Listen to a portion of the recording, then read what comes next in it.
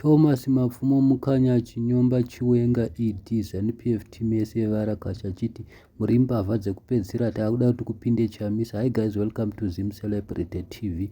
If you are new to this channel, please subscribe, but if you are returning subscriber, welcome back. Tirai munzwe zvekutaurwa naThomas Mapfumo ari kudedzera dzese dzimbavha musabvume kubiridzirwa. Isu tiri kuda munhu akaita sachamisa kwete ava anosumuka nyika yese ichipembedza kuti idhipe vaifunga kuti vari kuitei. Uyo asiri the same person uyo anga ari kukudzinyirirai. Muri kuti idhipe kuita sei? Ane history yakanaka here uyu munhu wamuri kuti idhipe uyu? Ane history yakaipisisa zvikuru. Vana Susan Mutami vakarepwa naye, nyaya dzacho dzinongofushirwa pasi penhingi 15 billion yakashayikwa. Ndiye ari involved, ndiye wakatora mari iyoyo. Naiye Chiwenga arimo futi munyaya yekutora mari iyoyo. Hatisi kuda kunyeperana ka. Isusu zvatiri kuda panapa hatisi kuda kunzwa nezvezanu. Zanu ngaibve. Kuti nyika ivakike, zanu ngaiende. Ndokuti nyika ivakike. Kana zanu isina kuenda, nyika ivakike. Iye zvinezvi vari kutaura kuti Chiwenga azouya zvakadai. Ndiye mumwe cheteyo nepati yake. Tiri kuda munhu ari neutral, munhu anenge chamisa. Atongewo. Munhu wevanhu. Zvinopatiri panapa pakanaka, hapana kunaka. Taakusvika 45 years tisina kana development. Mukaona matowns edaya in 44 years zatapedza izini, handiti takavaka zvimwe zvinhu zvinoshamisa stereki.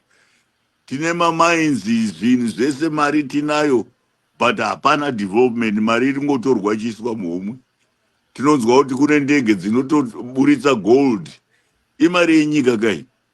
Saka nyika yacho inovakika sei? Ndeumbavha. Hazvisiri izoka. Amai, vana, baba, mabhizi kubira nyika. Ende maakuita kuti Zimbabwe yachi kambani yenyu. Munhu wese is an employee, is your employee. Hatidi zvinhu zvakadaro izvozvo.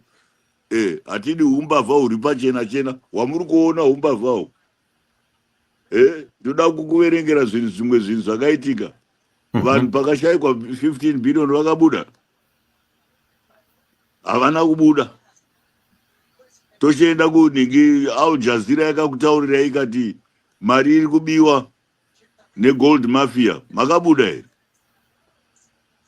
Vaikutokutaurirai kuti kochiuya kuma-elections, iyo SADC ikakutaurirai kuti ma-elections haana kufanana haana kubuda zvakanaka. Makabuda here. Tochienda the worst thing ndechekuti ivo vanhu ivo vakakutaurirai kuti munhu uyu akabira ma-elections, vakauya vachizomugadza kuti aite chairman weSADC. Makabuda here. Makaramba muri mudzimba. Muri kuti zviri kunaka. Mataurirwa kunzi uyu munhu akabira ma-elections, ava vochidzoka futi vomuita chairman. Zvinofamba here dai varume? Chii chatiri kuita? Where are we going as a nation? Tiri kumboenda kupi? Simba kana uchiona iyo pane kwatiri kuenda here.